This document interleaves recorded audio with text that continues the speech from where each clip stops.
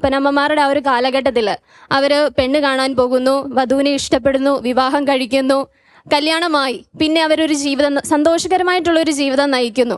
പക്ഷേ ഇന്നത്തെ ഒരു കാലഘട്ടം വരുമ്പോഴത്തേക്ക് നമ്മൾ എന്ത് വിശ്വസിച്ചാണ് ഒരു പാർട്ട്ണറിനെ തിരഞ്ഞെടുക്കുന്നത്? പണ്ടത്തെ പോലെയല്ല. മാട്രിമണി സൈറ്റിലെല്ലാം ഒരു വ്യക്തി ഒരു പ്രൊഫൈൽ കൊടുക്കുമ്പോൾ അവൻ്റെ പാസ്റ്റ് നമുക്ക് അറിയുന്നില്ല. അപ്പോൾ നമ്മൾ എന്ത് വിശ്വസിച്ച് ഒരു പാർട്ട്ണറിനെ ഈ ഒരു കാലഘട്ടത്തിൽ തിരഞ്ഞെടുക്കാൻ പറ്റും? പണ്ടും ഉത്തരവാദിത്വം ഇല്ലാതെ നടന്ന് വെള്ളമടിച്ച് 4 കാലം നടക്കുന്ന അച്ചായന്മാര് ഇഷ്ടം പോലെ ഉണ്ടായിരുന്നു. ഉത്തരവാദിത്വം ഇല്ലാതെ നടക്കുന്ന അമ്മമാരുണ്ടായിരുന്നു, സ്വഭാവ ദൂഷ്യമുള്ള ആൾക്കാരുണ്ടായിരുന്നു. പഴയ സിനിമകളൊക്കെ നോക്കിയാൽ അതെല്ലാം, ആ കഥകളെല്ലാം ഇതിനകത്തുണ്ട്. പക്ഷെ എന്നിട്ട് മനുഷ്യന് കല്യാണം കഴിക്കാൻ കുറച്ചുകൂടെ ധൈര്യം ഉണ്ടായിരുന്നു. Every relationship demands courage from us. കാരണം അതൊരു തീരുമാനമാണ്.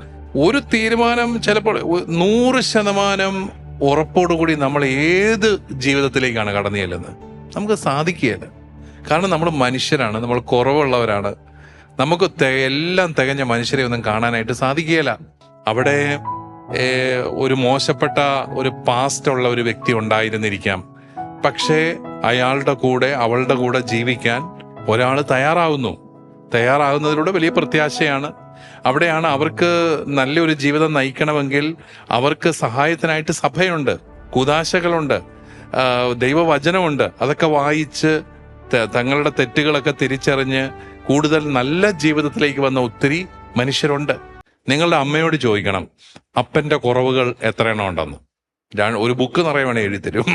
അപ്പൻ്റെ നന്മകൾ 5-6 എണ്ണമെങ്കിലും ആ നന്മയെ എഴുതി തരും. ആ 5-6 നന്മയുടെ പേരിലാണ് അവര് പിടിച്ചു നിൽക്കുന്നത്. നിങ്ങളുടെ അപ്പനോട് ചോദിക്കണം, അമ്മയുടെ കുറവുകൾ ഏതൊക്കെയാണ്. ഈ ഇഷ്ടം പോലെ പറയും. പക്ഷെ നന്മ ഒന്നുമില്ലല്ലോ, അവൾ എൻ്റെ കൂടെ ജീവിക്കുന്നില്ലേ, അത് തന്നെ ഏറ്റവും വലിയ നന്മ.